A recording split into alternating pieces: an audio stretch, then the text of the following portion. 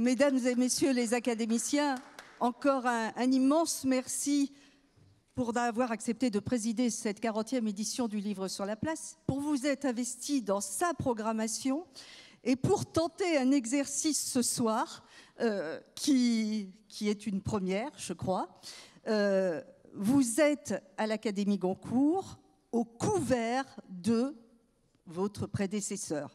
Je vais juste avant de commencer la lecture des textes que vous avez choisis, demander à vous, Bernard, Monsieur le Président, qui en plus êtes d'ailleurs au premier couvert, pourquoi les académiciens Goncourt sont à un couvert et pas à un siège comme l'Académie française? Nous sommes à un couvert parce que nous ne nous contentons pas de lire, nous mangeons et nous buvons aussi. Nous sommes des Français tout à fait ordinaires, contrairement aux académiciens français qui se contentent simplement de se réunir et de parler du dictionnaire, mais ils ne mangent et ne boivent jamais. Ce qui fait qu'ils sont assez tristes généralement, alors que nous sommes des académiciens joyeux. Ça, c'est vrai. Alors, le couvert, les académiciens français s'assoient dans des fauteuils, ils succèdent au fauteuil de, et nous, on succède au couvert de. C'est un couvert en vermeil sur lequel sont inscrits les noms de nos prédécesseurs. Et je me rappelle l'émotion que j'ai eue la première fois que j'ai déjeuné chez Drouin, où je me suis servi d'une fourchette que j'ai plantée dans un morceau de poularde demi-deuil. Et c'était la fourchette de Colette. Et donc, vous imaginez Colette plus la poularde demi-deuil, quelle émotion. Alors, il y a quand même des académiciens qui ont des prédécesseurs peut-être plus exceptionnels que d'autres. Vous, Bernard, oui. Donc au premier couvert, vous avez quand même été très gâté. Vous avez Léon Daudet. Même Alphonse Daudet, même. Même Alphonse Daudet. Il n'a jamais siégé, mais oui. Il y était aussi. Oui. Alors, Léon Daudet, Jean de la Varande, Colette, vous venez de le dire, Jean Giono, oui. Bernard Clavel, André Stille. Vous avez choisi de lire un texte duquel de vos prédécesseurs? De Jean Giono. Jean Giono, qui est un des plus grands écrivains français du XXe siècle, que je n'ai malheureusement pas connu et qui a toujours enchanté mes heures de lecture. Et je remercie Nancy et vous remercie François, c'est de m'avoir donné finalement l'occasion de relire un roman de Jean Giono. L'homme de Manosque. Oui, c'est vrai. Non, alors j'ai lu. Alors j'ai cherché un peu dans les chroniques paysannes provençales, puis finalement, je trouve que c'est un peu vieilli, et je suis revenu à l'un de ses chefs-d'œuvre, Le Hussard sur le toit. Formidable. Alors nous allons en fait vous donner les règles du jeu. Parce que Isabelle Carré a été annoncée, vous devez vous poser la question de où est-elle. Alors, oui, elle est cachée derrière le rideau, effectivement. Certains académiciens vont lire seuls, d'autres vont lire en duo avec Isabelle, et puis Isabelle lira seule aussi certains textes. Bernard, vous commencez et vous lisez seul. C'est normal, oui. Vous passez tant... Où est-ce qu'on lit ça, hein? Vous lisez là. Je vais vous laisser passer. Voilà, un extrait du Hussard sur le toit. Alors, je vous rappelle que Le Hussard sur le toit raconte l'histoire d'un jeune colonel de hussards piémontais qui traverse la Provence pour rejoindre l'un de ses camarades à Manosque. Et ce qu'il ne sait pas, alors c'est une scène assez terrifiante que je vais vous lire, qui peut rappeler d'ailleurs un film terrifiant de Hitchcock qui s'appelle Les Oiseaux. Dans ce film de Hitchcock, les oiseaux attaquent les gens d'une station balnéaire. Là, vous allez voir, c'est encore beaucoup plus terrible. Et pourquoi? Parce que nous sommes en 1830 et que Angelo ne sait pas que la Provence est ravagée par le choléra.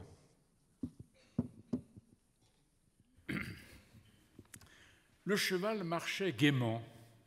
Angelo arriva au pas de Redortier vers les 9 heures. De là, il pouvait plonger ses regards dans la vallée où il allait descendre. De ce côté, la montagne tombait en pente raide. Au fond, il pouvait voir de maigres terres carrelées, traversées par un ruisseau sans doute sec, parce que très blanc, et une grande route bordée de peupliers. Il était presque juste au-dessus, à quelques 5 à 600 mètres de haut de ce hameau, que le garçon d'écurie avait appelé les Aumergues. Chose curieuse, les toits des maisons étaient couverts d'oiseaux. Il y avait même des troupes de corbeaux par terre autour des seuils. À un moment donné, ces oiseaux s'envolèrent tous ensemble et vinrent flotter en s'élevant jusqu'à la hauteur de la passe où se trouvait Angelo. Il n'y avait pas que des corbeaux, mais également une foule de petits oiseaux à plumage éclatant, rouges, jaunes, et même une grande abondance de turquins qu'Angelo reconnut pour être des mésanges. Le nuage d'oiseaux tourna en rond au-dessus du petit village, puis retomba doucement sur les toits. À partir de la passe, le chemin était assez scabreux. Il finissait par arriver en bas, dans des champs. Malgré l'heure relativement matinale, la terre était déjà recouverte d'une épaisse couche d'air brûlant et gras. Angelo retrouva les nausées et les étouffements de la veille. Il se demanda si l'odeur fade et légèrement sucrée qu'il respirait ici ne provenait pas de quelques plantes qu'on cultivait dans ces parages. Mais il n'y avait rien que des centaurées et des chardons dans les petits champs pierreux. Le silence n'était troublé que par le grésillement de 1000 cris d'oiseaux. Mais en approchant des maisons, Angelo commença à entendre un concert très épais de braiements d'ânes, de hennissements de chevaux et de bêlements de moutons. Il doit se passer quelque chose ici, se dit Angelo. Ceci n'est pas naturel, toutes ces bêtes crient comme si on les égorgeait. Il y avait aussi cette foule d'oiseaux qui, vue maintenant à hauteur d'homme, était assez effrayante, d'autant qu'ils ne s'envolaient pas. La plupart des gros corbeaux qui noircissaient le seuil de la maison dont s'approchait Angelo avaient simplement tourné la tête vers lui et le regardaient venir avec des mines étonnées. L'odeur sucrée était de plus en plus forte. Angelo n'avait jamais eu l'occasion de se trouver sur un champ de bataille. Les morts des manœuvres de division étaient simplement désignés dans le rang et marqués d'une croix de craie sur le dolman.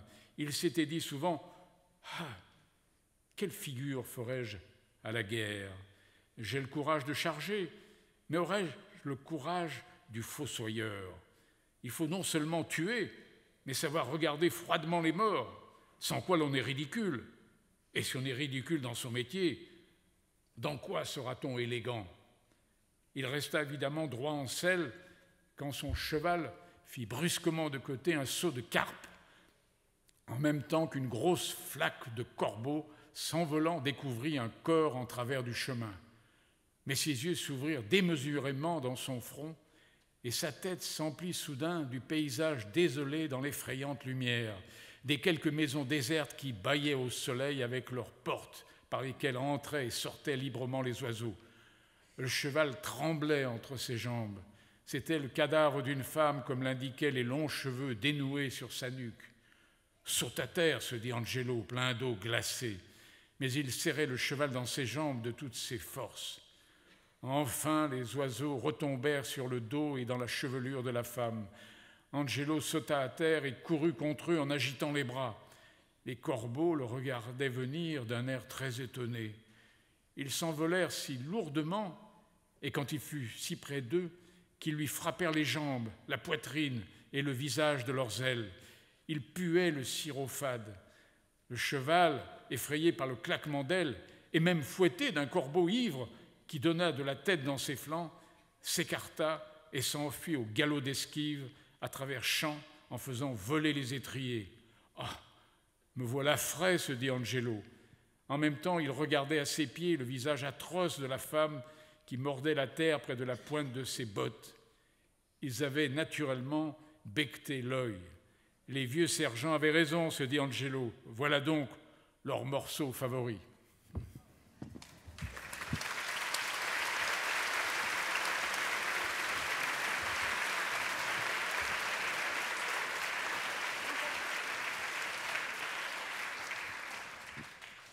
Attendez, oui.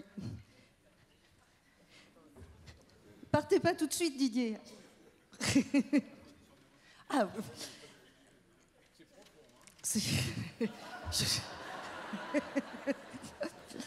alors, Didier, Vous êtes au 3e couvert. Vous avez 4 prédécesseurs, Octave Mirbeau, Jean Jalbert, Alexandre Arnoux et Jean Quérol. Et vous avez choisi le premier d'entre eux, Octave Mirbeau. C'est un auteur que vous aimez particulièrement ?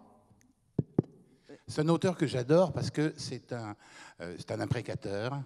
C'est quelqu'un qui lance des défis à tout le monde. Et c'est quelqu'un qui a dénoncé des choses abominables longtemps avant tout le monde. L'un des tout premiers romans de Mirbeau, qui s'appelait Sébastien Roch, dénonce la façon qu'avaient certains prêtres de violer carrément les petits garçons. Il a été un Dreyfusard convaincu, il s'est battu aux côtés de Zola, il a même été blessé d'ailleurs. Il a lutté contre le colonialisme. Enfin, je veux dire, c'est quelqu'un qui a déjà mené des combats qui sont vraiment ceux d'aujourd'hui. Et je trouve que ce côté précurseur de Mirbeau est formidable. En plus, il est très, très drôle.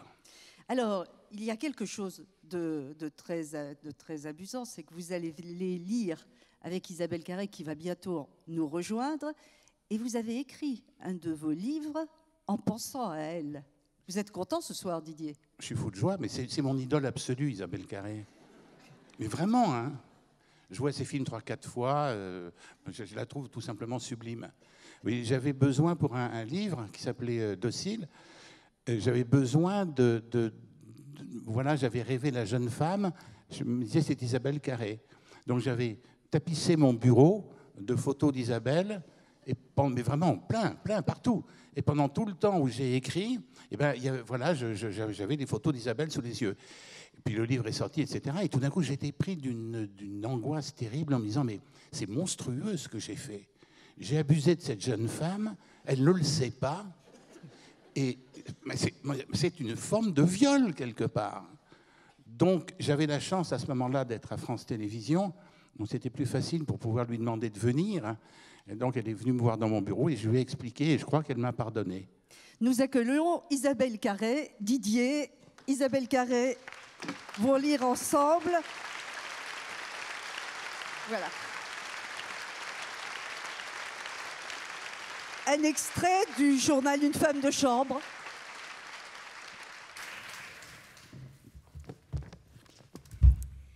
Monsieur entra.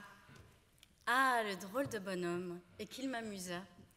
Figurez-vous un petit vieux tiré à 4 épingles, rasé de frais et tout rose, ainsi qu'une poupée.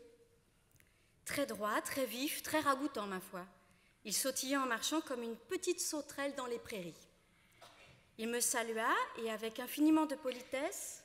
Comment vous appelez-vous, mon enfant ? Célestine, monsieur. Célestine. Diable, joli nom, je ne prétends pas le contraire, mais trop long, mon enfant, beaucoup trop long. Je vous appellerai Marie, si vous le voulez bien. C'est très gentil aussi, et puis c'est court. Et puis toutes mes femmes de chambre, je les ai appelées Marie. C'est une habitude à laquelle je serais désolé de renoncer. Je préférerais renoncer à la personne. Ils ont tous cette bizarre manie de ne jamais vous appeler par votre nom véritable. Je ne m'étonnais pas trop, moi à qui l'on a déjà donné tous les noms de toutes les saintes du calendrier. Il insista. Ainsi, cela ne vous déplaît pas que je vous appelle Marie, c'est bien entendu ? Mais oui, monsieur. Jolie fille, bon caractère, bien.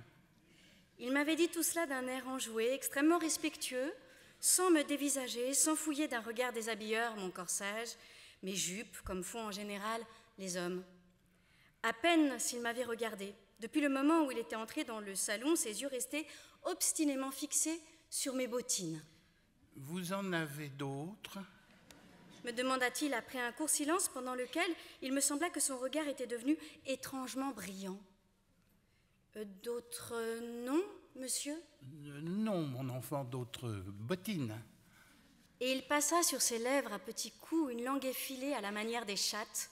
Je ne répondis pas tout de suite. Ce mot de bottine, qui me rappelait l'expression de gouaille polissonne du cocher, m'avait interdite. Cela avait donc un sens ? Sur une interrogation plus pressante, je finis par répondre, mais d'une voix un peu rauque et troublée, comme s'il se fût agi de confesser un péché galant. « Oui, monsieur, j'en ai d'autres. » Des vernis ? Oui, monsieur. De très, très vernis ? Mais oui, monsieur. Bien, bien. Et en cuir jaune? Je n'en ai pas, monsieur. Ah, il faudra en avoir. Je vous en donnerai. Merci, monsieur. Bien, bien, tais-toi. J'avais peur car il venait de passer dans ses yeux des lueurs troubles, des nuées rouges de spasmes et des gouttes de sueur roulaient sur son front.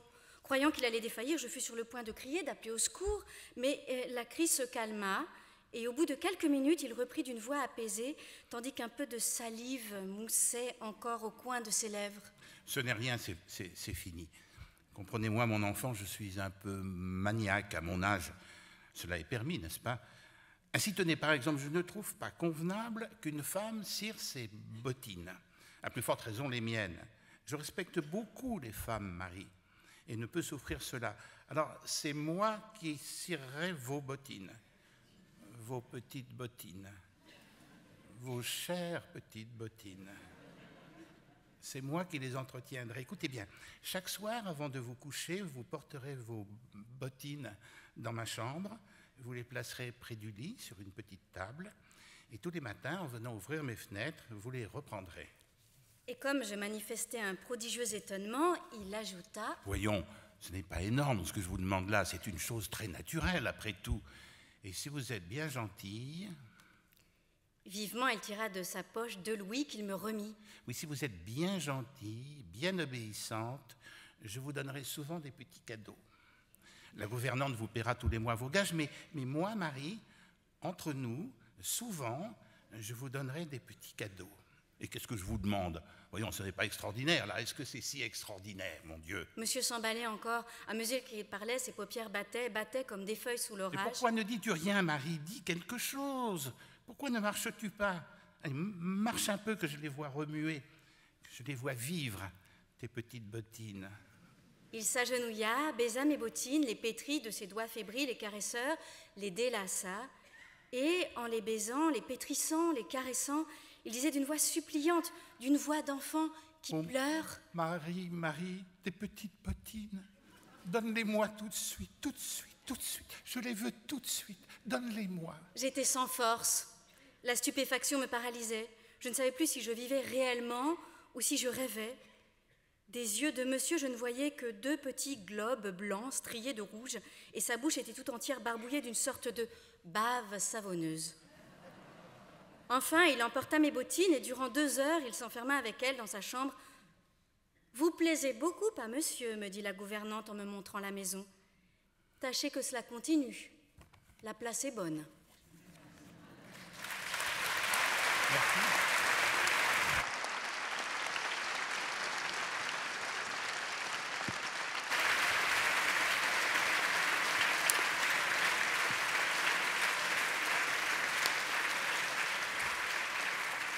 Alors Isabelle reste là, puisque c'est Françoise Chandernagor qui va maintenant la rejoindre. Quand l'on regarde, Françoise, vos 4 prédécesseurs, Gustave Geoffroy, Georges Courteline, Roland d'Orgelès, Emmanuel Robles, on ne voit pas Colette, mais vous avez un président élégant, il vous l'a laissé. Oui, et puis ça aurait été dommage de ne pas rendre hommage à Colette, franchement. Donc effectivement, Bernard est trop riche, mais il m'a passé Colette. 2e femme élue à l'Académie Goncourt, première présidente. Première présidente, oui. Et tellement moderne encore aujourd'hui. Oui, alors je ne sais pas si... Ce qui me frappe, c'est qu'elle a moins de succès que même dans ma jeunesse. Enfin, je suis frappée qu'elle tombe un peu dans un certain oubli. Il est vrai que ses romans ont sans doute un peu vieilli, mais je trouve que ses textes courts, notamment ses nouvelles, et tout ce qu'elle a écrit sur Sido, sur son enfance, c'est admirable, et la langue est magnifique. Donc voilà. Donc c'est un extrait de La Maison de Claudine? Un extrait de La Maison de Claudine qui n'a rien à voir avec les Claudines à l'école, etc., qu'elle avait écrit sous l'influence de Willy. La Maison de Claudine, elle l'a écrit beaucoup plus tard, et c'est pas du tout un petit peu sulfureux comme étaient les Claudines. La Maison de Claudine, c'est son enfance, sa vraie enfance, et les rapports avec ses frères et avec sa mère. Et ce sont des petites nouvelles. Donc j'en ai choisi une qui s'appelle Épitaphe. Françoise, si vous voulez bien rejoindre Isabelle.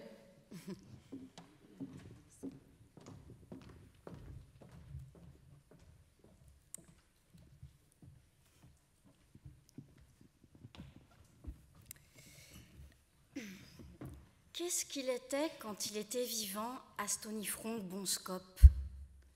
Mon frère renversa la tête, noua ses mains autour de son genou et cligna des yeux pour détailler, dans un lointain inaccessible à la grossière vue humaine, les traits oubliés d'Astonifronc Bonscope. Il était tambour de ville, mais dans sa maison, il rempaillait des chaises. C'était un gros type, pas bien intéressant, il buvait, il battait sa femme. Alors pourquoi lui as-tu mis bon père, bon époux sur son épitaphe? Parce que ça se met quand les gens sont mariés. Qui est-ce qui est encore mort depuis hier? Madame Aigrémimi Pulicien. Qui c'était, Madame Aigrémimi? Aigrémimi, avec un Y à la fin. Une dame, comme ça, toujours en noir. Elle portait des gants de fil. Et mon frère se tut en sifflant entre ses dents agacées par l'idée des gants de fil frottant sur le bout des ongles. Il avait 13 ans et moi 7. Il ressemblait, les cheveux noirs taillés à la Malcontent et les yeux d'un bleu pâle, à un jeune modèle italien. Il était d'une douceur extrême et totalement irréductible. À propos, tiens-toi prête demain. À 10h, il y a un service. Quel service? Un service pour le repos de l'âme de Lugustu Trutrumec. Le père ou le fils? Le père. À 10h, je peux pas, je suis à l'école. Tant pis pour toi, tu ne verras pas le service. Bon, laisse-moi seule, il faut que je pense à l'épitaphe de Madame Aigrémimi Pulicien. Malgré cet avertissement qui sonnait comme un ordre, je suivis mon frère au grenier. Sur un tréteau, il coupait et collait des feuilles de carton blanc en forme de dalle plate, de stèles arrondies par le haut, de mausolées rectangulaires sommés d'une croix. Puis, en capitale ornée, il y peignait à l'encre de Chine des épitaphes, brèves ou longues, qui perpétuaient, en pur style marbrier, les regrets des vivants et les vertus d'un gisant supposé. Ici repose Astonifronc Bonscope, décédé le 22 juin 1884 à l'âge de 57 ans. Bon père, bon époux, le ciel l'attendait, la terre le regrette, passant, priez pour lui. Ces quelques lignes barrées de noir, une jolie pierre tombale en forme de porte romane avec saillie simulée à l'aquarelle. Un étai, pareil à celui qui assure l'équilibre des cadres chevalets, l'inclinait gracieusement en arrière. C'est un peu sec, mais enfin, un tambour de ville. Je me rattraperai sur Madame Aigrémimi. Il consentit à me lire une esquisse. Ô toi, le modèle des épouses chrétiennes, tu meurs à 18 ans, 4 fois mère. Ils ne t'ont pas retenu, les gémissements de tes enfants en pleurs. Ton commerce périclite, ton mari cherche en vain l'oubli. J'en suis là. Ça commence bien. Elle avait 4 enfants, à 18 ans. Puisque je te le dis.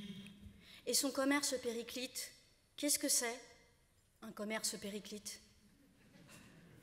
Mon frère haussa les épaules. Tu ne peux pas comprendre, tu n'as que 7 ans. Mets la colle forte au bain mari et prépare-moi 2 petites couronnes de perles bleues pour la tombe des jumeaux Asium qui sont nés et morts le même jour. Oh, ils étaient gentils? Très gentils. 2 garçons blonds, tout pareil. Je leur fais un truc nouveau.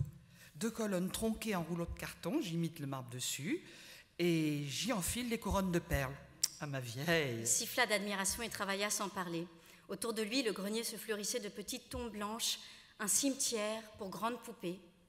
Sa manie ne comportait aucune parodie irrévérencieuse, aucun faste macabre.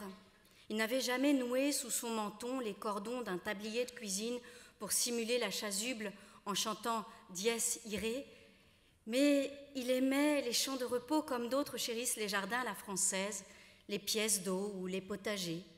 Il partait de son palais léger et visitait à 15 km à la ronde tous les cimetières villageois qu'il me racontait en explorateur. À Escamps, ma vieille, c'est chic.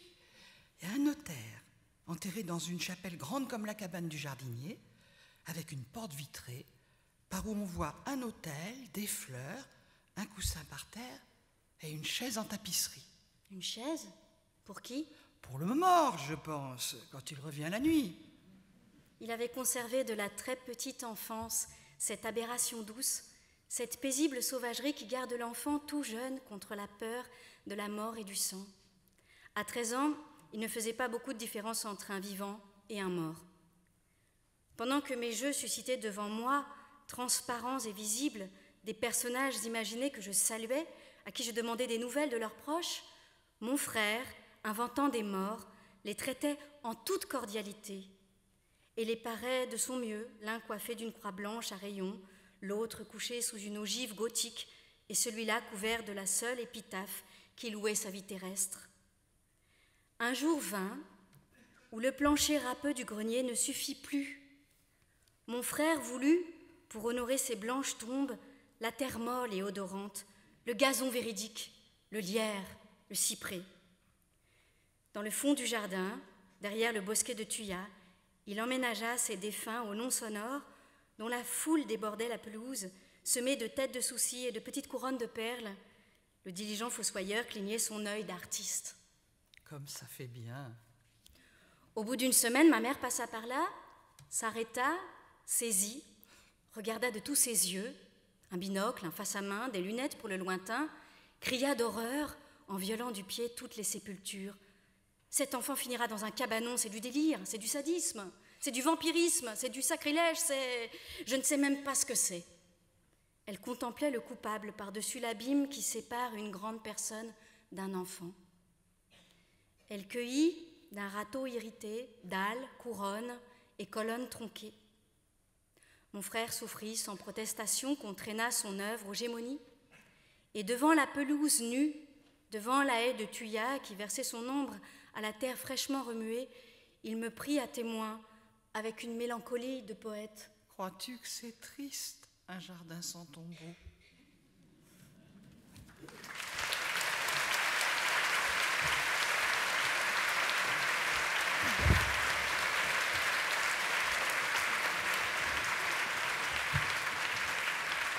Merci beaucoup, Françoise. Alors, c'est Tahar Benjeloun qui maintenant va... Oui, c'est encore vous, Isabelle, qui êtes là. Tahar, 6e couvert, 4 prédécesseurs, Léon Hénique, Léo Lardier, Raymond Queneau, François Nourricier. Et vous avez choisi... Raymond Queneau.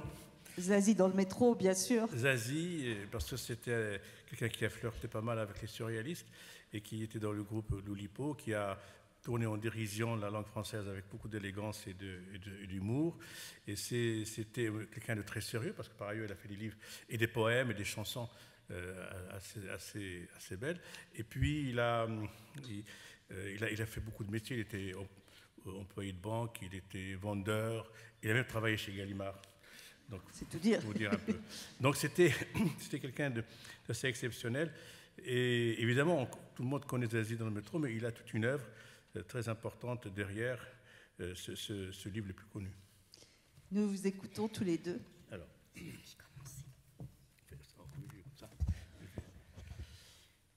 Debout, Gabriel médita, puis prononça ces mots. L'être ou le néant, voilà le problème. Monter, descendre, aller, venir, tant fait l'homme qu'à la fin il disparaît. Un taxi l'emmène, un métro l'emporte, la tour n'y prend garde, ni le Panthéon. Paris n'est qu'un songe, Gabriel n'est qu'un rêve, charmant. Zazie, le songe d'un rêve ou d'un cauchemar. Et toute cette histoire, le songe d'un songe, le rêve d'un rêve, à peine plus qu'un délire, tapé à la machine par un romancier idiot. Oh, pardon. Là-bas, plus loin, un peu plus loin que la place de la République, les tombes s'entassent de Parisiens qui furent, qui montèrent et descendirent les escaliers, allèrent et vinrent dans les rues, et qui tant firent qu'à la fin ils disparurent. Un forceps les amena, un corbillard les emporte, et la tour se rouille, et le Panthéon se fondit plus vite que les ors des morts, trop présents, ne se dissolvent dans l'humus de la ville, tout imprégné de soucis. Mais moi, je suis vivant, et là s'arrête mon imprégné de soucis. Et là s'arrête mon savoir, car du taximan enfui dans son bahut de locataire ou de ma nièce suspendue à 300 mètres dans l'atmosphère, ou de mon épouse, la douce Marceline, demeurée au foyer. Je ne sais en ce moment précis, et ici même, je ne sais que ceci. Alexandrinairement, les voilà presque morts, puisqu'ils sont des absents, Mais que vois-je par-dessus les citrons empoilés des bonnes gens qui m'entourent? Des voyageurs faisaient le cercle autour de lui, l'ayant pris pour un guide complémentaire. Ils tournèrent la tête dans la direction de son regard. « Et que voyez-vous » demanda l'un d'eux, particulièrement versé dans la langue française. « Oui » approuva un autre, « qu'y a-t-il à voir ?» En effet, ajouta un troisième, « que devons-nous voir ?»« Quoi voir » demanda un quatrième, « quoi voir ? Quoi voir ? Quoi voir ?» Quoi voir? Répondit Gabriel. Mais Zazie, Zazie ma nièce, qui sort de la pile et s'en vient vers vous, vers nous. Les caméras crépitent, puis on laisse passer l'enfant qui ricane. Alors, tonton, on fait recette? Comme tu vois, répondit Gabriel avec satisfaction. Zazie haussa les épaules et regarda le public. Elle n'y vit point Charles et le fit remarquer. Il s'est tiré, dit Gabriel. Pourquoi? Pour rien. Pour rien, c'est pas une réponse. Oh ben, il est parti comme ça. Il avait une raison. Tu sais, Charles. Tu veux pas me le dire? Tu le sais aussi bien que moi. Un voyageur intervint. Male bona sora colocamus, sinon dicis, istipuelae reason why this man Charles went away. Mon petit vieux, lui répondit Gabriel, mets-toi tes cipolles. She know why and she better make it out lot. Oh, mais s'écria Zazie, voilà que maintenant tu sais parler la langue forestière. Je ne l'ai pas fait exprès, répondit Gabriel en baissant modestement les yeux. Most interesting, dit un des voyageurs. Zazie revint à son point de départ. Tout ça ne me dit pas pourquoi Charles a mis les bouts. Gabriel s'énerva parce que tu lui disais des trucs qu'il ne comprenait pas. Des trucs pas de son âge. Et toi, tonton Gabriel, si je te disais des trucs que tu comprendrais pas, des trucs pas de ton âge, qu'est-ce que tu ferais? Essaie, dit Gabriel d'un ton craintif. Par exemple, t'es un homosexuel ou pas? Est-ce que tu comprendrais? Ça serait-il de ton âge, ça? Most interesting, dit un voyageur, le même que tout à l'heure. Pauvre Charles, soupira Gabriel. Tu réponds oui ou merde, cria Zazie. Tu comprends ce mot-là, homosexuel? Bien sûr, hurla Gabriel. Veux-tu que je te fasse un dessin? La foule intéressée approuva, quelques-uns applaudirent. T'es pas chiche, répliqua Zazie. C'est alors que Fedor Balanovitch fit son apparition. Allons, grouillons, qu'il se mit à hurler. Schnell, Schnell, remontons dans le car et que ça saute. Where are we going now?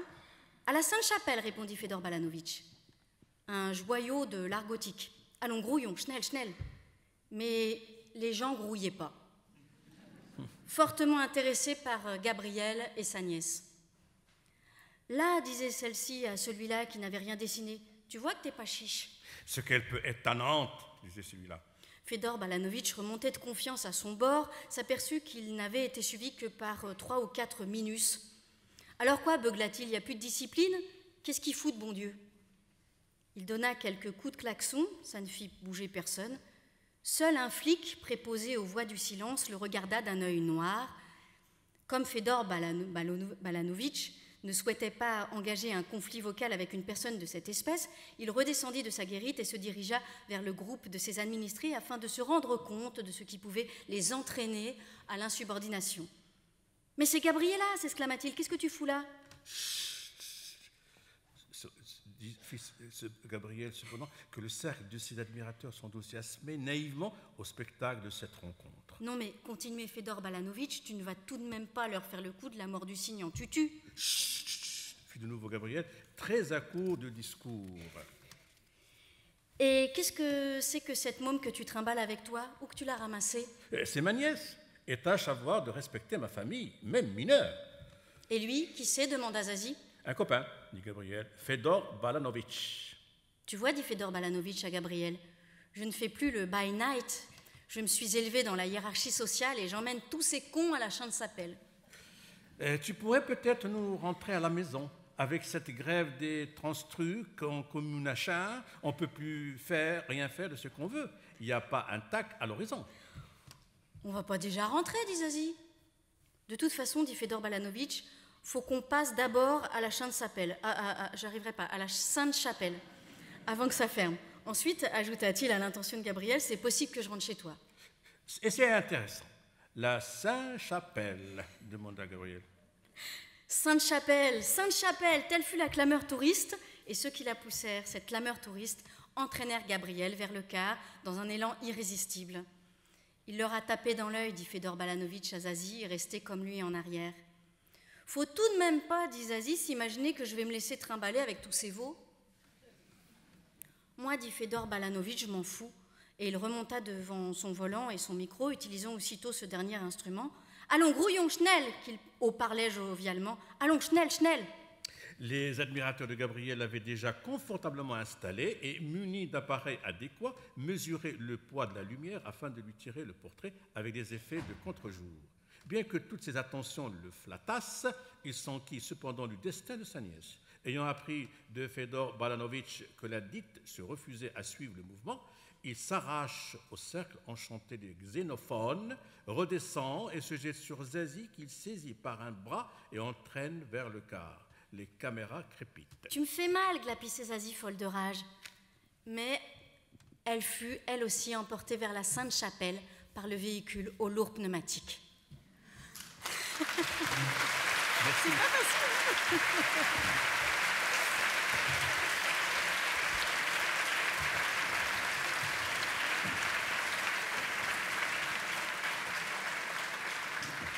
Alors, au 5e couvert, il y a Patrick Rambaud.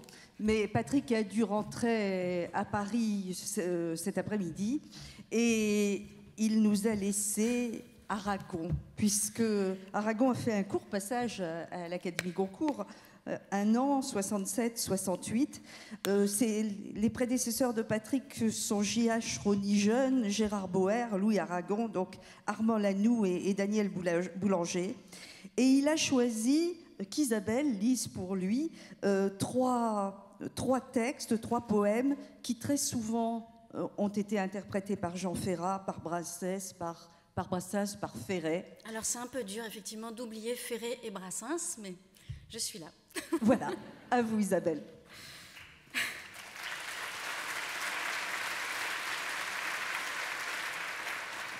Que ferais-je sans toi, qui vins à ma rencontre? Que serais-je sans toi qu'un cœur au bois dormant? Que cette heure arrêtée au cadran de la montre? Que serais-je sans toi que ce balbutiement? J'ai tout appris de toi sur les choses humaines, et j'ai vu désormais le monde à ta façon. J'ai tout appris de toi comme on boit aux fontaines, comme on lit dans le ciel les étoiles lointaines, comme au passant qui chante, on reprend sa chanson. J'ai tout appris de toi, jusqu'au sens du frisson. Que serais-je sans toi qui vins à ma rencontre? Que serais-je sans toi qu'un cœur au bois dormant? Que cette heure arrêtée au cadran de la montre? Que serais-je sans toi que ce balbutiement? J'ai tout appris de toi pour ce qui me concerne, qu'il fait jour à midi, qu'un ciel peut être bleu, que le bonheur n'est pas un quintet de taverne. Tu m'as pris par la main dans cet enfer moderne où l'homme ne sait plus ce que c'est qu'être deux. Tu m'as pris par la main comme un amant heureux. Que serais-je sans toi qui vins à ma rencontre? Que serais-je sans toi qu'un cœur au bois dormant? Que cette heure arrêtée au cadran de la montre, que serais-je sans toi que ce balbutiement? Qui parle de bonheur a souvent les yeux tristes. N'est-ce pas un sanglot de la déconvenue? Une corde brisée au doigt du guitariste? Et pourtant, je vous dis que le bonheur existe. Ailleurs que dans le rêve, ailleurs que dans les nues, terre, terre, voici ces rades inconnues. Que serais-je sans toi qui vins à ma rencontre? Que serais-je sans toi qu'un cœur au bois dormant? Que cette heure arrêtée au cadran de la montre? Que serais-je sans toi que ce balbutiement?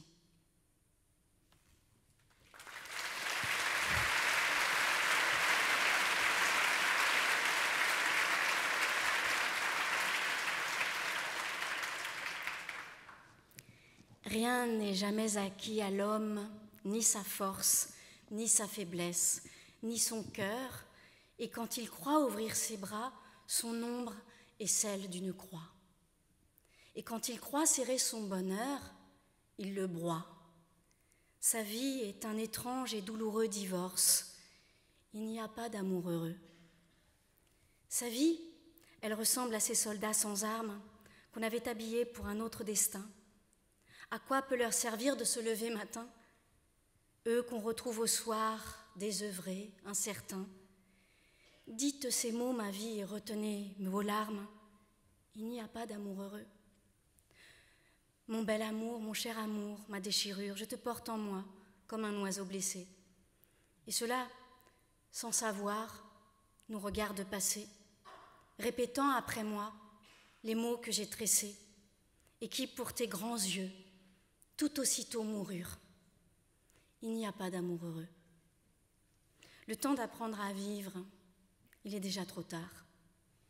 Que pleurent dans la nuit nos cœurs à l'unisson, ce qu'il faut de malheur pour la moindre chanson, ce qu'il faut de regret pour payer un frisson, ce qu'il faut de sanglots pour un air de guitare. Il n'y a pas d'amour heureux. Il n'y a pas d'amour qui ne soit ta douleur. Il n'y a pas d'amour dont on ne soit meurtri.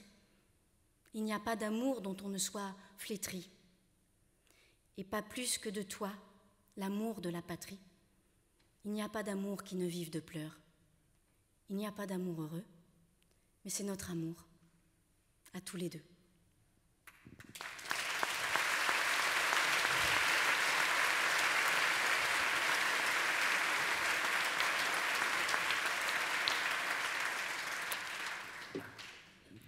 Tout est affaire de décor.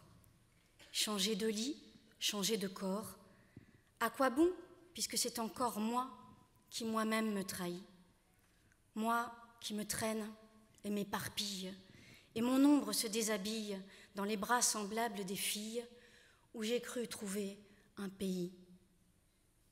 Cœur léger, cœur changeant, cœur lourd, le temps de rêver est bien court. Que faut-il faire de mes nuits? Que faut-il faire de mes jours? Je n'avais amour ni demeure, nulle part où vive ou meurt. Je passais comme la rumeur, je m'endormais comme le bruit. C'était un temps déraisonnable. On avait mis les morts à table. On faisait des châteaux de sable. On prenait les loups pour des chiens. Tout changeait de pôle et d'épaule. La pièce était-elle ou non drôle? Moi, si j'y tenais mal mon rôle, c'était de n'y comprendre rien. Est-ce ainsi que les hommes vivent et leurs baisers au loin les suivent? Dans le quartier Hohenzollern, entre la Sarre et les casernes, comme les fleurs de la luzerne, fleurissaient les seins de Lola. Elle avait un cœur d'hirondelle. Sur le canapé du bordel, je venais m'allonger près d'elle dans les hauts quais du pianola. Le ciel était gris de nuages. Il y volait des oies sauvages qui criaient la mort au passage. Au-dessus des maisons, des quais, je les voyais par la fenêtre. Leur chant triste entrait dans mon être et je croyais y reconnaître du Rainer Maria Rilke. Est-ce ainsi que les hommes vivent et leurs baisers au loin les suivent? Elle était brune et pourtant blanche, ses cheveux tombaient sur ses hanches, et la semaine et le dimanche, elle ouvrait à tous ses bras nus. Elle avait des yeux de faïence. Elle travaillait avec vaillance pour un artilleur de Mayence qui n'en est jamais revenu. Il est d'autres soldats en ville, et la nuit monte les civils. Remets du rimel à tes cils, Lola, qui t'en ira bientôt. Encore un verre de liqueur? Ce fut en avril, à 5 heures, au petit jour, que dans ton cœur, un dragon plongea son couteau.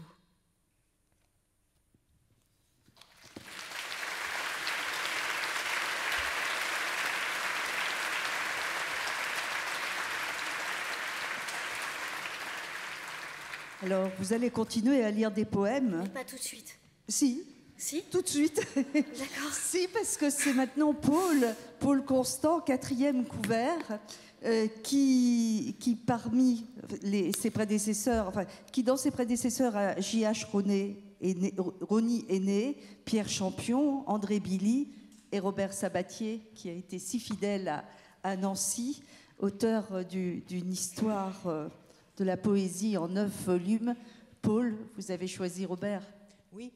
Je l'ai connu dès la publication de mon premier roman. Je l'ai connu à mon premier prix littéraire qui était le prix Valérie Larbaud et on s'est toujours suivis jusqu'à la fin. Et vous le savez, Robert Sabatier était un très grand romancier populaire avec les fameuses allumettes suédoises et ses différentes suites. Il avait une passion de la poésie et toute son histoire de la poésie fait date et reste une œuvre absolument majeure.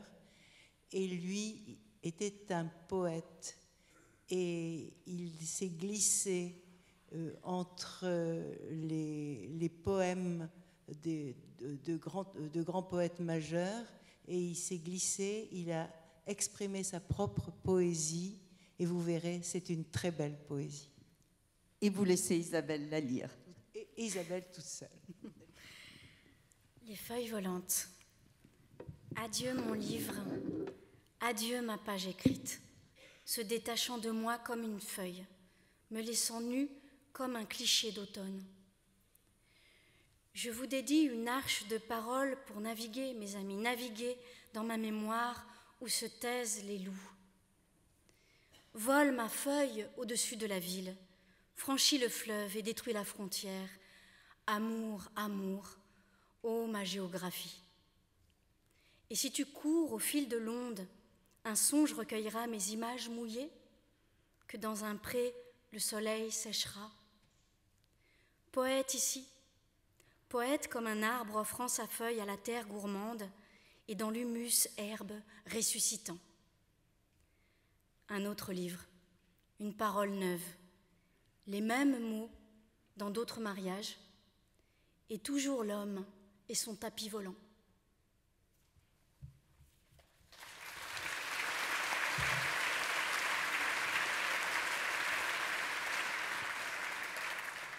Cils de silence. Si j'étais un poète, jamais je n'écrirais. J'aimerais le silence qui peut vivre sans mots. J'aimerais l'innocent du village des ombres. L'oiseau me parlerait, je saurais son langage. Le soir, j'aborderais aux rives des merveilles. Dans la nuit délivrante, je serais tous les astres.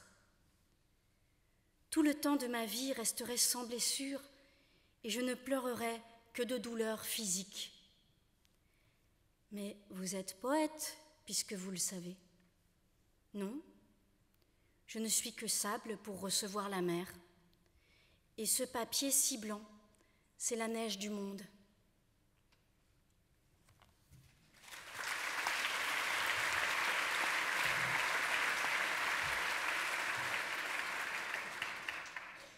Le démiurge. Tout ce qu'il caressait devenait invisible. Sur l'écume des vagues, il avançait en rêve. Il marchait sur les blés qui ne se couchaient pas. En or, il transformait toute chose nommable. S'il traçait des sentiers, c'était par rectitude. L'habitait l'espérance, comme un poisson vermeil. Chaque mot qu'il disait devenait une fleur. Le suivait en cortège le bestiaire d'Orphée. Un soupir, et la terre se prenait à verdir. Un seul geste, et l'étoile remplaçait le soleil. Allait ainsi cet homme apprivoisant les mots. Il effrayait la mort avec son écriture. Et son destin de sable inversait le temps noir.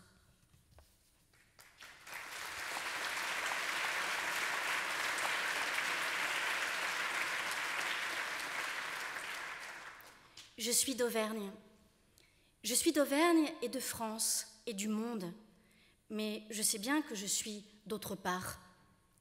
Un dit l'Europe, un autre l'Occident, et l'on agite une absurde oriflamme.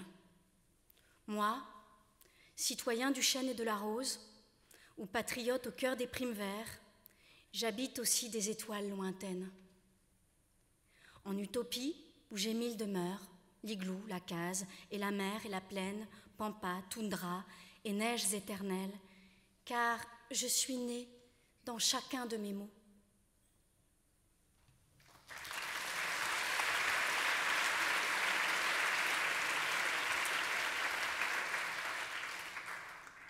Mais quel est-il? Mais quel est-il celui-là qui m'habite? Serait-ce l'homme ou la femme ou l'enfant? Ange ou démon? Pan, Satan, quel est-il? Quoi que je fasse, il décide pour moi. Dès que je parle, il habite ma bouche, et si j'écoute, il transforme les voix. Il sait changer ma certitude en doute. Au tribunal de mes flagrantes fautes, il me condamne. Il détruit l'indulgence. Il est terré comme un lièvre en mon gîte, et je suis seule face à d'austères juges. Nul ne pourra me libérer de l'autre que je recèle et qui mange mes jours, car le tuer, ce serait me détruire.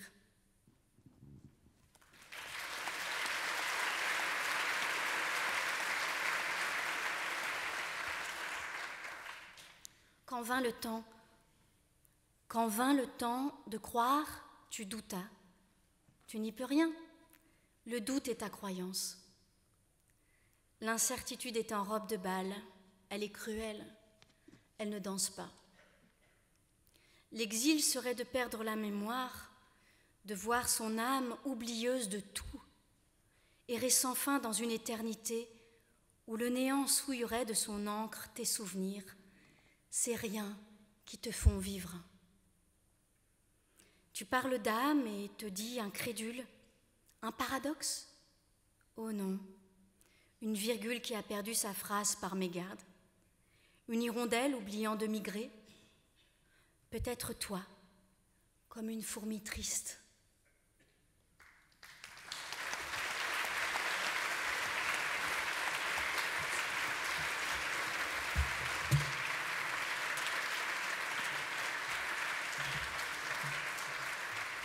Alors Isabelle va pouvoir se reposer un peu, tandis qu'arrive au 9e couvert et au bureau Philippe Claudel. Philippe Élémir Bourges, Gaston Chéreau, Francis Carco, Hervé Bazin, Georges Samprone. Vous avez choisi? Oui, alors j'ai choisi Francis Carco. Francis Carco, que l'honnêteté pousse à dire, est un peu oublié aujourd'hui, même complètement oublié. Ce fut un auteur important. On prétend même qu'il a eu les plus grosses ventes, les plus gros tirages de l'entre-deux-guerres, avec ses romans, dont un des plus célèbres est peut-être Brume et auparavant Jésus Lacaille. Et donc, en quelque sorte, il est un exercice de modestie, puisque d'un auteur très connu, très lu, très vendu, aujourd'hui, il a un peu disparu. Ça nous rappelle que nous ne sommes tous que des petits noms inscrits sur une ardoise et que le chiffon du temps parvient à effacer très facilement. Mais il a été aussi poète dans les années 1910-1912. Il faisait partie de cette bohème montmartroise. Il était ami d'Apollinaire, de Modigliani, de Jean Paul. Et à cette époque, il a publié quelques textes. Je vais vous en lire 3. 2 poèmes assez courts et l'un central qui est un peu plus long.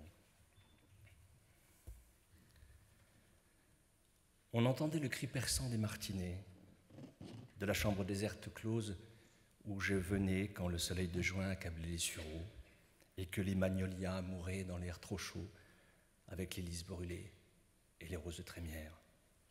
La chambre avait un vieux bureau lourd de poussière. D'anciens dessins coloriés pendaient au mur naïvement. Et sur les chaises dépaillées, je me souviens d'un triste herbier, doux livre obscur, avec ses fleurs cueillies aux collines mouillées les soirs d'automne ou les après-midi d'été, par les jardins déserts, avec le cri sec des criquets et dans l'aridité de la campagne. Tout cela somnolait dans la chambre endormie. Or, je sais que si j'y retournais à présent, je trouverais comme à mes 13 ans, aux pages du vieux livre, mon enfance blottie, presque étrangère sous la poussière du temps.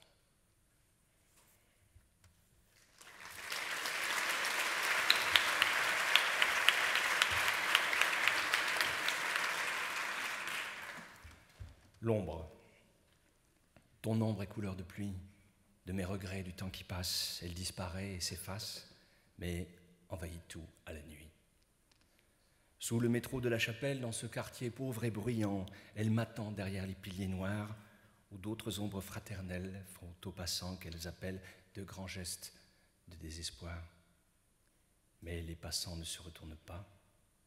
Aucun n'a jamais su pourquoi, dans le vent qui fait clignoter les réverbères, dans le vent froid, tant de mystères soudain se ferment sur ses pas. Et moi qui cherche où tu peux être, moi qui sais que tu m'attends là, je passe sans te reconnaître. Je vais et viens toute la nuit, je marche seul comme autrefois, et ton ombre, couleur de pluie, que le vent chasse à chaque pas, ton ombre se perd dans la nuit, mais je la sens là, tout près de moi. Cependant, tu n'étais qu'une fille des rues, qu'une innocente prostituée, comme celle qui apparut dans le quartier de Whitechapel, un soir à Thomas de Quincey, et qu'il chercha plus tard sans jamais la trouver de porche en porche et d'hôtel en hôtel. Il le raconte dans un livre. C'est là pour la première fois que je t'ai rencontré. Tu étais lasse et triste comme les filles de Londres. Tes cheveux conservaient une odeur de brouillard. Et lorsqu'ils te voyaient à la porte des bars, les dockers ivres t'insultaient ou t'escortaient dans la nuit sombre. Je n'ai pas oublié l'effet que tu me fis. Dans ce livre désespéré, ni le vent, ni la pluie, ni le pavé qui luit, ni les assassins dans la nuit, ni le feu des estaminets, ni les remous de la Tamise entre ces mornes parapets.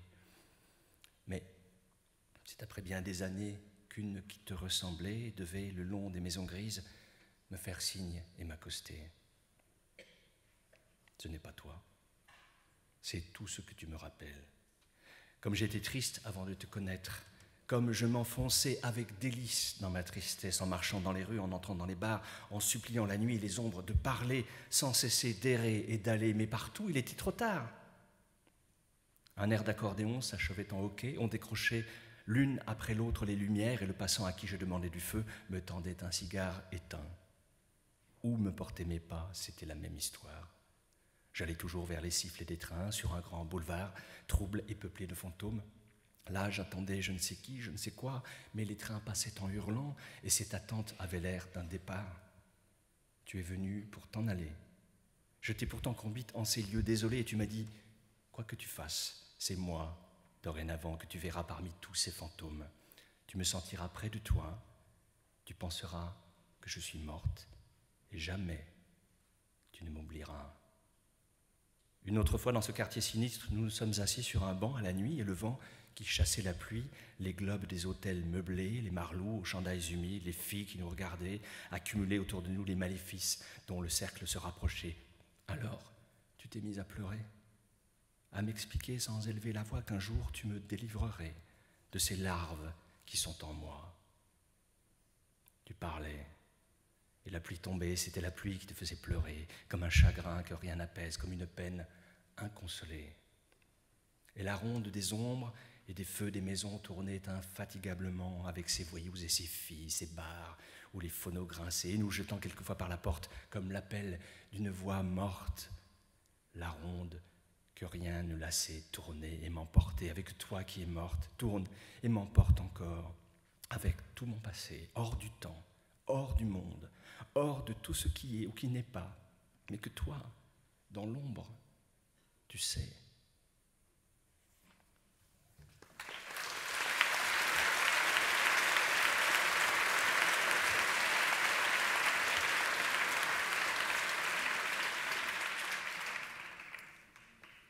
Il pleut, c'est merveilleux, je t'aime. Nous resterons à la maison, rien ne nous plaît plus que nous-mêmes.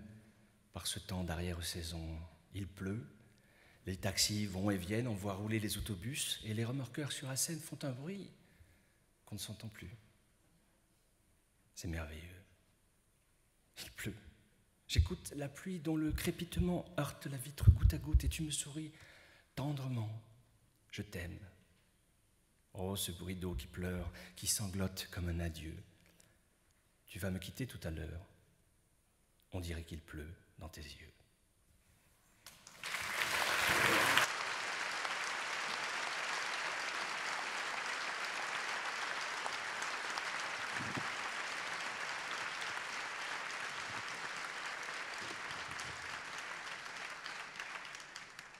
Et c'est Pierre Assouline au 10e couvert qui arrive maintenant. Alors là, la liste des prédécesseurs est extrêmement courte. C'est un exploit, vous avez remarqué. Oui, j'ai remarqué. Venez Pierre, venez lire. Vous n'avez que 3 prédécesseurs. Ça laisse beaucoup d'espoir quand même. C'est-à-dire que 3 prédécesseurs en 110 ans, ouais. Moi j'aime bien cette idée. D'ailleurs, de temps en temps, à déjeuner chez Drouan, je vais voir mes voisins avec ma fourchette, et puis je regarde la leur, où il y en a tellement qu'il faut retourner pour graver d'autres noms, et je leur dis, dis donc, chez toi, à son couvert, on meurt beaucoup et vite. Hein. Mais ça s'explique en ce qui me concerne, parce que le premier, c'était donc Lucien Descaves. 49 ans. 50 ans. Oui, il est resté un demi-siècle, il s'est accroché. Et comme quoi, il est mort très âgé, et comme quoi le mauvais caractère conserve. Oui, parce que c'est lui qui dînait, c'est lui qui, déjeunait. à chaque fois qu'un de ses poulains n'était pas élu au concours, il claquait la porte, et pendant plusieurs mois, parfois plusieurs années, il déjeunait au rez-de-chaussée. Et il votait, mais il envoyait par un garçon, sur un bout de papier, le nom de son vote. Ça durait quelques années, puis après, au bout de quelques années, il se lassait donc de manger seul. Donc il remontait, et puis au bout de quelques mois, il y avait un nouveau vote, et puis là, à nouveau, ce n'était pas son choix, et il recommençait à descendre. Je pense que je vais essayer. Alors donc il y a eu Lucien Descaves, ensuite il y a eu Pierre Macorlan, qui est resté un quart de siècle, et Françoise Mallet-Joris, qui est restée un quart de siècle, et moi. Ouais, j'arrive. Ah pardon. Voilà. Oui. Françoise Mallet-Joris, qui était là en juin 1979, à l'inauguration du livre sur la place, du premier. Vous avez choisi Pierre Macorlan. C'est dur de passer après tous les autres. Lu par Isabelle Carré, après les poèmes, les chansons, tout ça. J'ai choisi Pierre Macorlan. Il se faisait appeler Pierre Macorlan et il portait un bonnet écossais comme personne. Mais en fait, il s'appelait Pierre Dumarchais, comme tout le monde. C'est quelqu'un que j'aime beaucoup parce qu'il était à la fois journaliste, écrivain, romancier, et il a été très prolixe.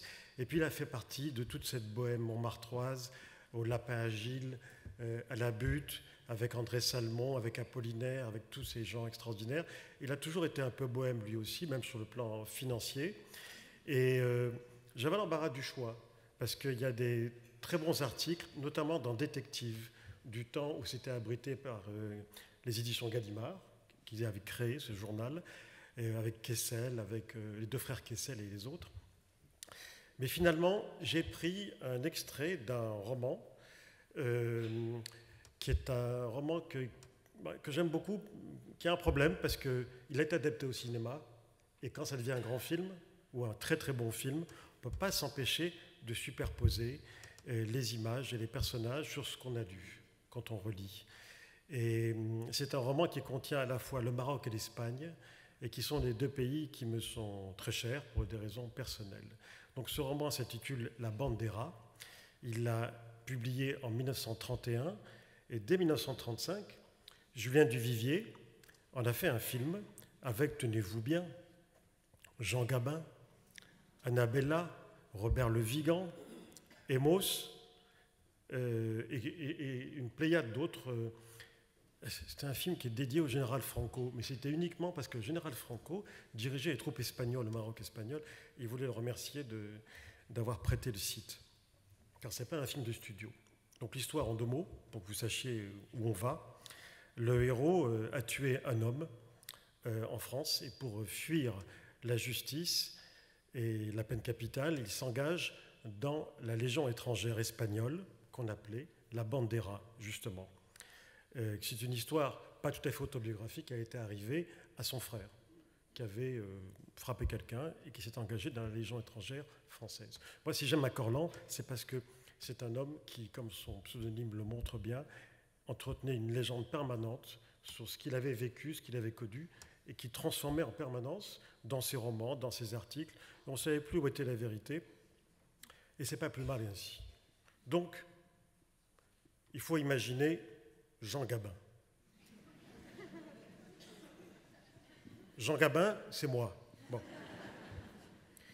Pierre Gilliette prit une cigarette sur la table de nuit Il l'alluma et regarda sa chambre. C'était un cube de plâtre recouvert d'une mauvaise peinture à la colle de couleur bleue. L'humidité apparaissait dans tous les coins.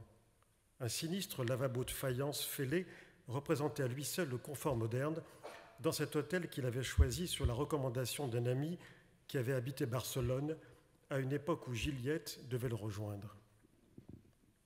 L'ami avait disparu, l'adresse de l'hôtel brillait toujours en lettres de feu dans la mémoire de Gilliette, Hôtel des Îles, rue du Cid Campeador. À cause du Cid Campeador, l'adresse devenait inoubliable.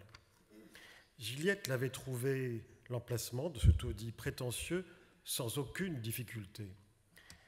Il dormait là, dans cette chambre, depuis 4 heures, épuisé par un voyage dont son imagination s'était efforcée de prévoir les embûches. La frontière passée, l'homme avait pu s'éponger le front en prenant place dans un compartiment du train espagnol. Pour la première fois de sa vie, Gilliette pénétrait dans Barcelone. C'était la nuit et toutes les lumières de la ville dissimulaient le véritable aspect des rues et des maisons. À peine en possession de l'étroite chambre où il allait dormir, Pierre Gilliette voulut redescendre afin de gagner la rue, connaître la rue, les gens qui parlaient à cette heure sous ses fenêtres. Il n'en eut pas le courage, car la fatigue qui cernait ses yeux le laissait indécis et tourmenté sur l'unique fauteuil de cette chambre qui sentait le linge aigre et la présence des filles pauvres qu'il entendait rire sous ses fenêtres.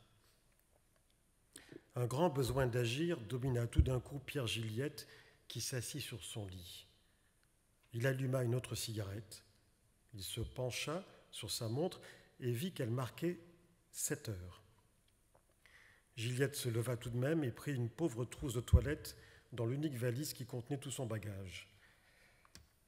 Il se rasa avec soin et s'habilla. Pierre Gilliette était grand et musclé, vêtu proprement d'un complet gris et coiffé d'une casquette. Il offrait une silhouette d'homme robuste, parfaitement indéfinissable. Cet homme n'était point vulgaire. Ses yeux cruels ne révélaient rien. Le costume de Gilliette n'était pas neuf. C'était un costume de bonne coupe, mais dont Gilliette ne paraissait pas le véritable propriétaire. Ce costume était celui d'un homme dont la taille et la corpulence pouvaient se comparer à celle de Gilliette, mais les yeux durs de Gilliette ne permettaient point d'imaginer le vrai visage de celui qui avait donné à ce complet des plis anciens assez élégants. Avant de se chausser, Pierre Gilliette inspecta la semelle de ses souliers jaunes. Il grimaça et dit à haute voix « Dégueulasse !» Quand il fut prêt, il se coiffa d'un feutre gris dont le bord était rabattu par devant. Pierre Gilliette se regarda machinalement dans la glace maculée au-dessus du lavabo. Il se regarda sans sourire et sans complaisance comme un homme qui pense à son âge. Pierre Gilliette était âgé de 38 ans. Le soir, aux lumières, il paraissait un peu plus jeune. Une servante, les yeux bouffis, la peau jaune et huileuse, s'effaça pour le laisser passer dans le petit escalier qui sentait le salpêtre. Elle murmura un bonjour rauque et étouffé. Pierre Gilliette se hâtait vers la rue. Il désirait respirer n'importe quel air qui ne fût pas celui de sa chambre ou des couloirs de l'hôtel des Îles. La rue fraîche lui jeta au nez toutes les odeurs de la misère. Gilliette huma l'air comme un chien de chasse. Il cherchait sa voie dans cette rue malfamée qu'animaient 4 ou 5 présences misérables et furtives. Au loin s'éveillaient tous les bruits de l'activité humaine au bord de la mer. La sonnerie aigre d'un petit clairon fit tressaillir Gilliette. Il pensa tout aussitôt au voisinage d'une caserne. Encore une fois, le bruit lugubre d'une sirène lointaine domina tous les autres bruits, si faibles que Gilliette ne pouvait les identifier. « Ce n'est qu'un bateau qui se débine, pensa-t-il.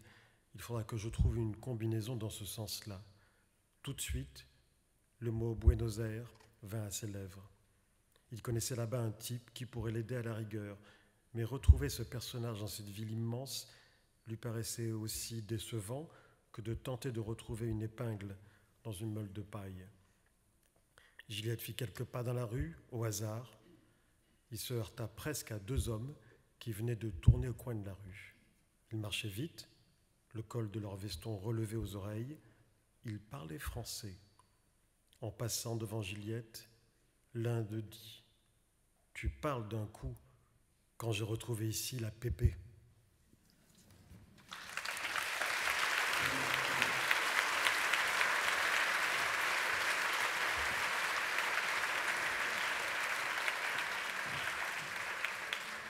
Alors, voilà qu'au 7e couvert arrive Virginie Despentes, bien sûr. La liste est plus longue. Ce n'est pas la plus longue de toutes. Paul Marguerite, Émile Bergerac, Raoul Ponchon. Il y en a des noms oubliés, en fait. Bon, il paraît que Raoul Ponchon, c'est très bien. Ponchon, oui. René Benjamin, Philippe Herriat, Michel Tournier, Régis Debray. Et Virginie, vous avez choisi votre voisin de dédicace au livre sur la place dans les premières années, Michel Tournier. Oui, déjà parce que je l'avais lu, alors que je n'ai pas lu Raoul Ponchon.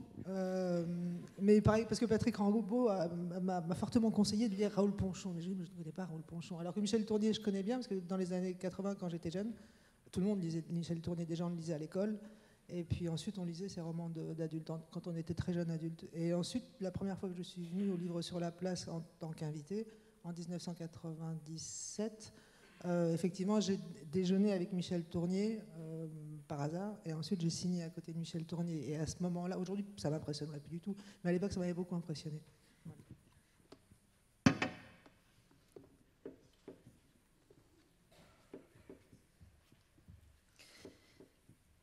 Vous avez choisi un extrait de quel livre?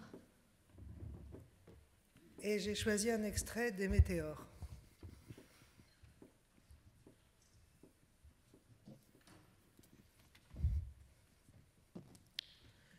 J'ai croisé tout à l'heure un étrange et troublant cortège.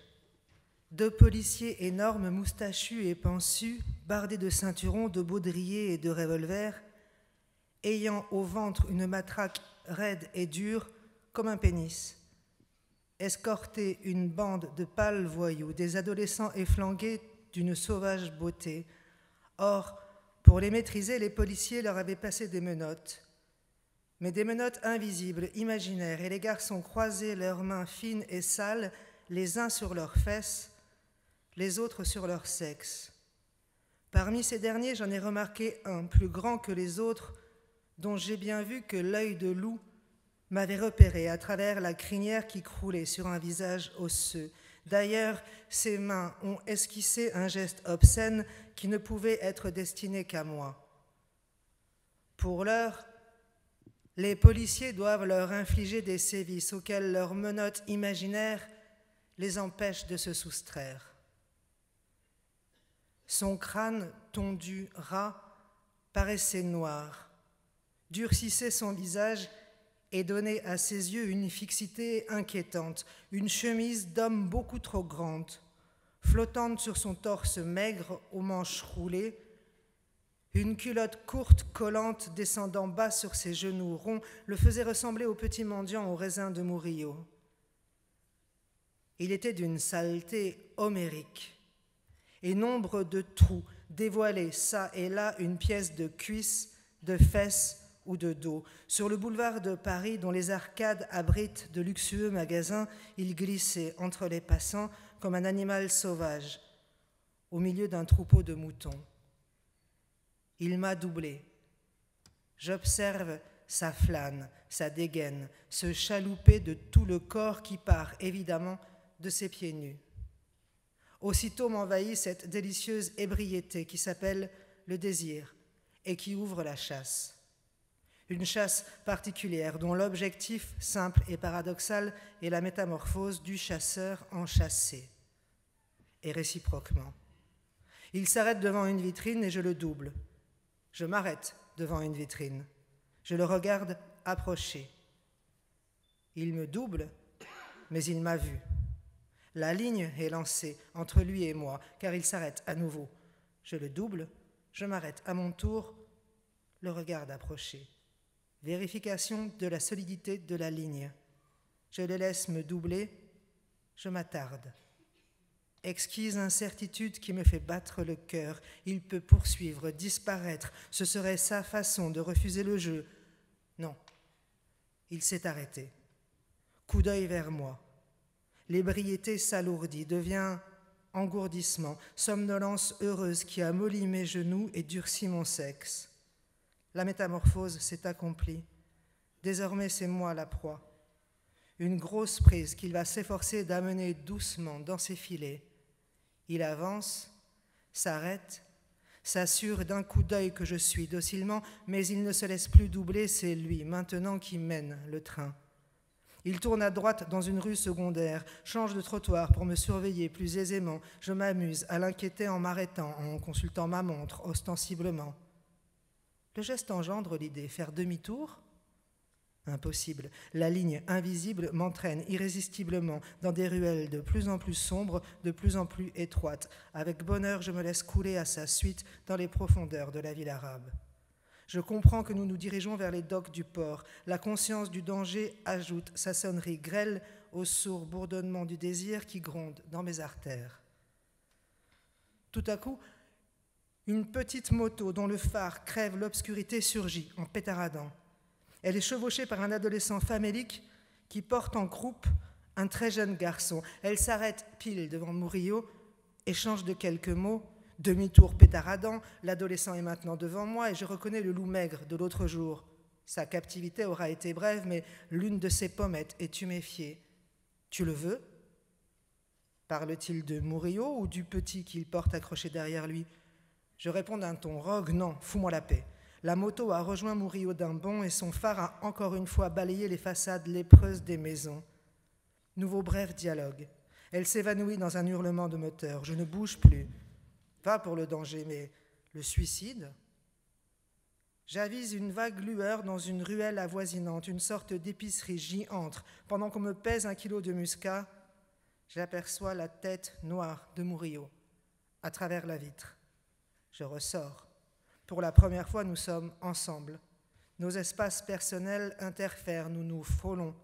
Le désir tonne dans ma tête comme un bourdon de cathédrale. Je lui tends une grappe de raisin qu'il attrape avec une vivacité de singe. Je le regarde grappiller. Divine magie, j'ai fait descendre un jeune garçon d'un tableau de la Pinacothèque de Munich et il est là, chaud et locteux, à côté de moi. Sans cesser de manger, il me regarde, recule, s'éloigne, et la course reprend vers le port. Les docks, la masse noire des containers, les rouleaux de cordage, les travées obscures entre des piles de caisses où je distingue à peine la clarté de la chemise de Murillo. Dureté, rigueur impitoyable de ce paysage, comme nous sommes loin de la blanche mollesse des gadous.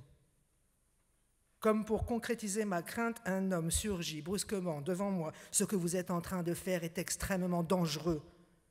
Il est petit, très brun, en civil. Que fait-il lui-même à cette heure, en ces lieux? Est-ce un flic? Un bourgeois? Venez avec moi. Je raisonne très vite. Premièrement, Murillo a fui et je ne le retrouverai plus après cette alerte. Deuxièmement, je ne sais pas du tout où je suis. Et troisièmement, le désir tombant tout à coup, je suis crevé de fatigue. L'inconnu m'entraîne vers un carrefour de traverse éclairé par des lampadaires que le vent léger balance doucement. Il y a là une petite voiture dans laquelle nous nous engouffrons.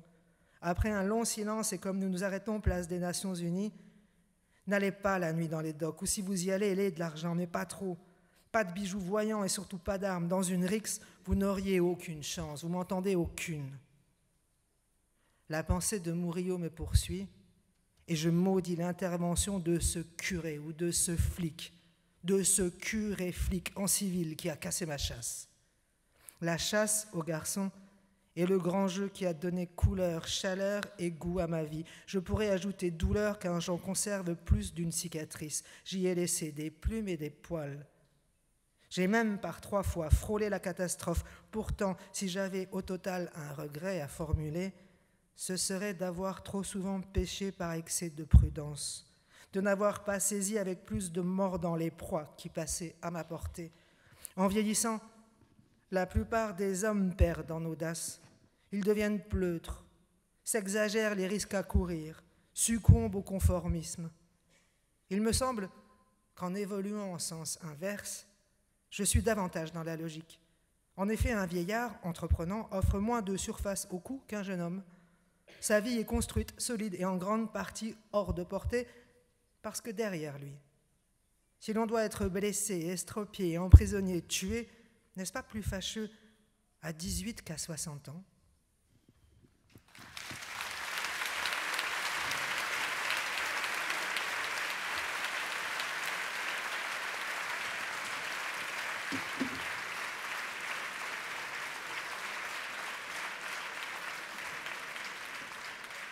Tandis qu'Isabelle Carré va revenir pour lire le dernier texte, je voudrais vous remercier infiniment, toutes et tous, d'avoir accepté de vous prêter à cet exercice si gentiment et de l'avoir tous fait. Alors, il manque un académicien ce soir qui est Éric Emmanuel Schmitt. Il était là aujourd'hui, il était là hier aussi, mais le soir, il joue à Paris.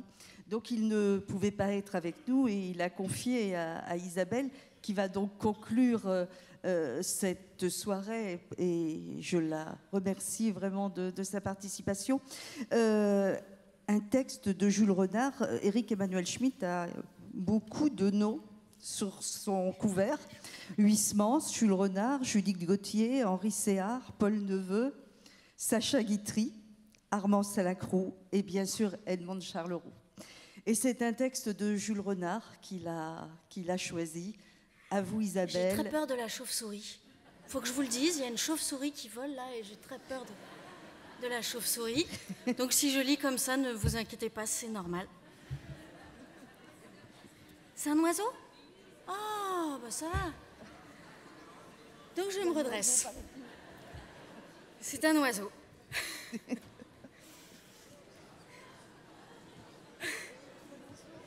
Oui, il y a un oiseau. Et j'écoutais très très attentivement Virginie qui lit divinement bien et c'était trop beau. Et en même temps, cet oiseau m'a... Alors, le paon, justement. Il va sûrement se marier aujourd'hui. Ce devait être pour hier. En habit de gala, il était prêt. Il n'attendait que sa fiancée. Elle n'est pas venue. Elle ne peut tarder. Glorieux, il se promène avec une allure de prince indien et porte sur lui les riches présents d'usage. L'amour ravive l'éclat de ses couleurs et son aigrette tremble comme une lyre. La fiancée n'arrive pas. Il monte au haut du toit et regarde du côté du soleil. Il jette son cri diabolique « Léon, Léon !» C'est ainsi qu'il appelle sa fiancée. Elle ne voit rien venir et personne ne répond. Les volailles habituées ne lèvent même point la tête. Elles sont lasses de l'admirer. Il redescend dans la cour, si sûr d'être beau qu'il est incapable de rancune. Son mariage sera pour demain. Et ne sachant que faire du reste de la journée, il se dirige vers le perron.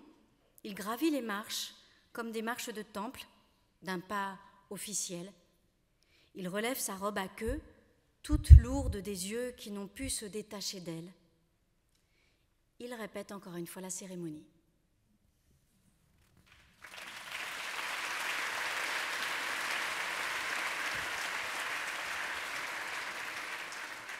Le cygne, il glisse sur le bassin comme un traîneau blanc de nuage en nuage, car il n'a faim que des nuages floconneux qu'il voit naître, bouger et se perdre dans l'eau. C'est l'un d'eux qu'il désire. Il le vise du bec et il plonge tout à coup son col vêtu de neige. Puis, tel un bras de femme sort d'une manche, il retire. Il n'a rien. Il regarde, les nuages effarouchés ont disparu. Il ne reste qu'un instant désabusé car les nuages tardent peu à revenir et là-bas où meurent les ondulations de l'eau, en voici un qui se reforme. Doucement, sur son léger coussin de plumes, le cygne rame et s'approche. Il s'épuise à pêcher de vains reflets et peut-être qu'il mourra, victime de cette illusion, avant d'attraper un seul morceau de nuage. Mais qu'est-ce que je dis ? Chaque fois qu'il plonge, il fouille du bec la vase nourrissante et ramène un verre. Il engraisse comme une oie.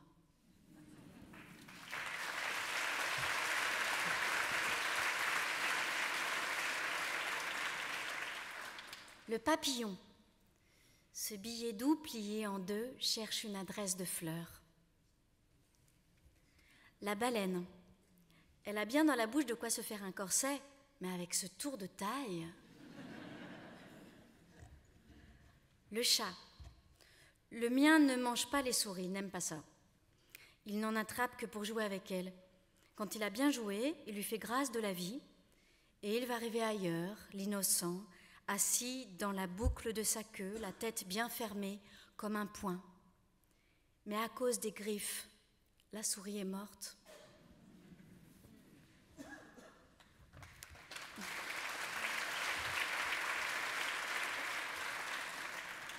Une famille d'arbres.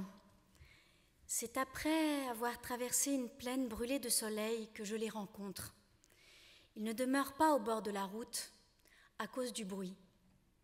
Ils habitent les champs incultes sur une source connue des oiseaux seuls. De loin, ils semblent impénétrables. Dès que j'approche, leur tronc se desserre. Ils m'accueillent avec prudence. Je peux me reposer, me rafraîchir, mais je devine qu'ils m'observent et se défient. Ils vivent en famille, les plus âgés au milieu et les petits, ceux dont les premières feuilles viennent de naître, un peu partout, sans jamais s'écarter. Ils mettent longtemps à mourir et ils gardent les morts debout jusqu'à la chute en poussière. Ils se flattent de leurs longues branches pour s'assurer qu'ils sont tous là comme les aveugles. Ils gesticulent de colère si le vent s'essouffle à les déraciner. Mais entre eux, aucune dispute. Ils ne murmurent que d'accord. Je sens qu'ils doivent être ma vraie famille. L'oublierai vite, l'autre. Ces arbres m'adopteront peu à peu. Et pour le mériter, j'apprends ce qu'il faut savoir. Je sais déjà regarder les nuages qui passent. Je sais aussi rester en place. Et je sais presque me taire.